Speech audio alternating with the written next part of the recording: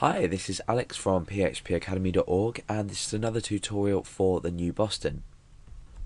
Now in this tutorial we're going to be creating a non-unique hit counter, and by a non-unique hit counter I mean that every time the page is refreshed, or rather every time we call the count function, because we're going to be dealing with a lot of functions in here, we're going to update a text file with a value, and that value is an increment onto the value that was previously in the text file.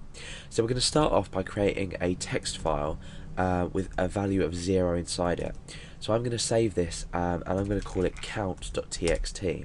So we've got count.txt with 0 in it. Eventually this will increment depending on how many times the page is refreshed, but that's obviously the basics of it. Now what we need to do in PHP is work out how we're going to do this. Now, it's always a good idea to use include files in your website, and the reason for this is you don't have to copy and paste the code over for every page that you want to count on. So we're going to create another new file, and this is going to have PHP tags in it, and this is going to be called count.php. Now count.php is going to contain the function we need to increment a count. So what we're going to do is we're going to start by creating a function, and that's going to be called, we'll say hit_count. So what do we need inside this function? Well, first of all we need to access count.txt. So I'm going to create a handle, and this is going to be fopen, and that's going to be count.txt, and we're opening it to read in, so we're using R to specify that we're reading in from this file. Now what we're going to do is we're going to incorporate the fread function into this. So I'm going to say current equals fread, so it's sort of like fread, so fread, and that's handle. Now we need to specify the data that we're reading in, the length of the data we're reading in. So this could be, for example, 2. We might have a 2-digit number. So basically if I had, say, the word Alex or the name Alex inside a file, we'd need to read 4 from the length of 4. So how are we going to go about reading what's the, we don't want to read too much and we don't want to read too little. If you've already seen the file handling tutorials, you'll know that we can use the file size function, which we can put in here, to read in a specific file size of a file. So I'm going to create a new variable up here called file name, and this is going to make it a lot easier to update everything dynamically. So I'm going to change this and replace it with a variable I've just created. So this line is now going to do exactly the same thing. However, with file name we need to specify something like count.txt inside it. We don't specify the handle that we've actually opened, so we can then specify file name. Now what we can do is echo out current and see what happens. So we need to call this function. So let's go into index.php. Let's require, in fact let's include, because it's not really a required file. We don't really want to kill the rest of the page if we can't count people's views or pages views. So include count.php. Okay, so now we can call this function because we've included this file. So I'm going to say hit count. Now at the moment obviously this isn't going to update the count.txt file, but hopefully we should now write to the screen the value of 0. Let's double check that. Okay, yes, so we've got a value of 0. Now let's just double check that everything's actually working, and we'll update this to 1000. So the function here, file size, will have taken the size of this, so it will include all 4 characters that we have inside here. So let's refresh. Yeah, so it's working correctly. So we've successfully read in, let's just change this back to 0, we've successfully read in the current file size. Now what we need to do is every time this function's called, we need to increment it. So current_inc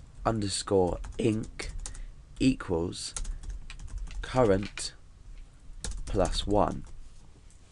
Okay, so what we're doing is we're creating a new variable called current_inc. This is basically stand for increment, and that's equal to current plus 1. So now let's echo, well we can do that up here just to save space, echo current_inc to see what it says. It says 1, even though at the moment count is equal to 0. So we're incrementing the value.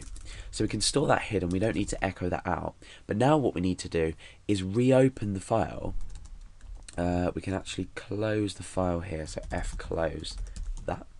So we need to specify the handle. So what we've done here is we've closed the file. Down here we're going to reopen the file and we're going to write the new value, and the new value is this. So let's just double check that we've got no errors now that I've added that F close in there. Let's refresh. We'll echo this out just to make sure it's working. Okay, so we've still got the value of 1. So everything's working now.